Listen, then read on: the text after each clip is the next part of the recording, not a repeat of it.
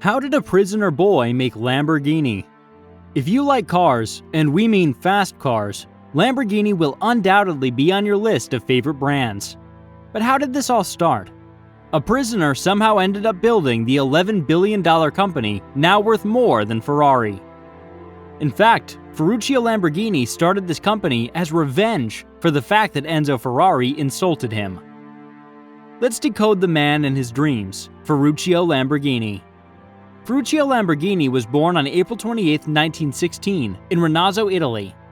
He is the eldest of 5 sons and grew up on his family farm, where his father tried to instill in him a love of land work and agriculture. Ferruccio, on the other hand, had a completely different outlook on his future, with a clear talent for engines and cars. He came from a humble farming background. Ferruccio's parents both grew grapes for wine, and he used to teach his son how to create wonderful wine. Ferruccio used to pay close attention to his father's words, but he was never interested in farming. He had always been more interested in mechanical stuff. That's why, in his leisure time, he used to mend his tractor and other parts. Because of this ambition, he enrolled in a mechanical college, and he never returned to farming. Ferruccio enjoyed building automobiles.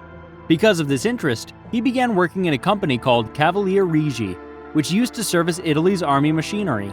He spent a long time here and learned a lot. After working in this company for a while doing army vehicle maintenance, Ferruccio joined the Italian Royal Air Force during World War II and stayed with the Air Force as a mechanic. After a long war, an area of Italy surrendered. Ferruccio's posting was at that time, and the entire area came under the control of the German nation. After coming into possession of the Germans, everything was fine at first. But later, all the Italians living there, including Ferruccio, were taken prisoner.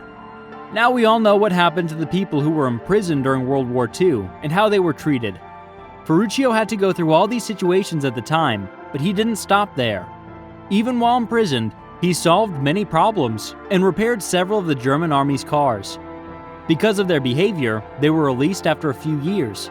This was a tough period for Ferruccio because his first wife, Clelia, died shortly after giving birth to his child. Ferruccio distracted himself with labor to get himself away from all of this. Ferruccio used to work on lorries, tractors, and pre-war railroads at the time. But one day, Ferruccio received a letter from his father, in which he stated that he needed a tractor for his farms, because there had already been a lot of damage due to the devastation caused by the World War, and his father now wanted to focus on farming to get out of all of this. This letter from Ferruccio's father transformed his life, because it was from here that Ferruccio got the notion to serve others by constructing agricultural machinery and starting his own business. But it wasn't easy to get started, because he needed the greatest equipment.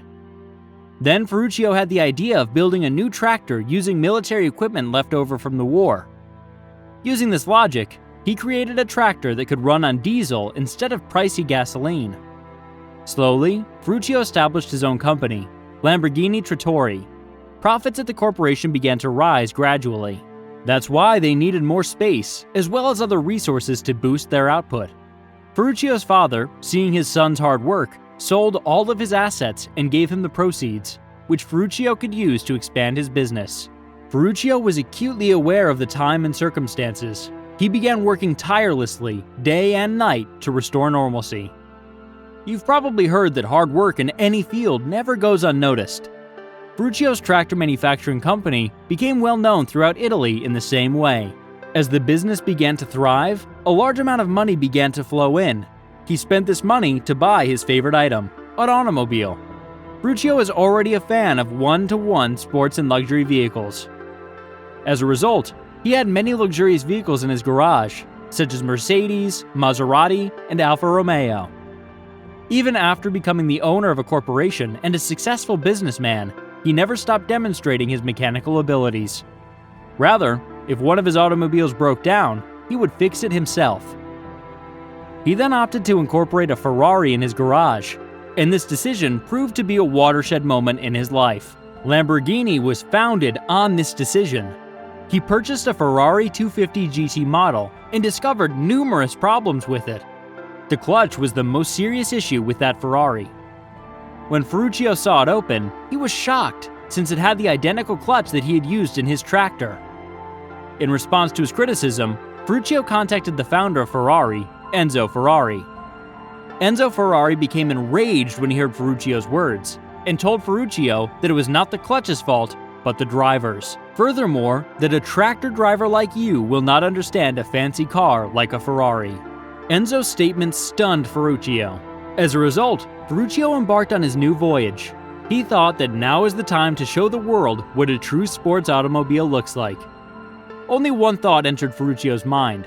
The world's best car had to be built at whatever cost. To make this ambition a reality, he founded another company called Lamborghini. The car manufacturers were retained, and 3 former Ferrari employees were retained. A few months later, he completed his first sports car, the Lamborghini 350 GTI. Many people praised the Lamborghini 350 GTI, which debuted at the Made in Turin Auto Show. Ferruccio demonstrated to Enzo that he is not just a farmer and a tractor driver, but also a mechanical specialist who can accomplish whatever he wants. Slowly, Lamborghini's passion for automobiles, particularly sports vehicles, increased. Because many people admired their design due to the high demand for Lamborghinis, 2 new models were introduced in 1966, the Lamborghini 400 GT and the Miura P400. Both of these models became popular as soon as they were released. As a supercar, it was later known as the Miura P400, whose engine was far superior to any high-performance vehicle. Because of this success, Lamborghini began releasing a single model to the market that included all of the automobiles, such as the Espada, Islero, and Urracho. Lamborghini gradually grew into a household name. At one point, it was also the best-selling car brand. Ferruccio Lamborghini's key industrial achievements, including a considerable number of tractors and some of the most spectacular cars ever manufactured in Sant'Agata, are now on exhibit in the considerably bigger Museo Ferruccio Lamborghini in Funo di Argelato. In honor of his father, Tonino Lamborghini named his son Ferruccio Jr. So, if the Raging Bull cars aren't enough to keep the Lamborghini name alive, his grandson will.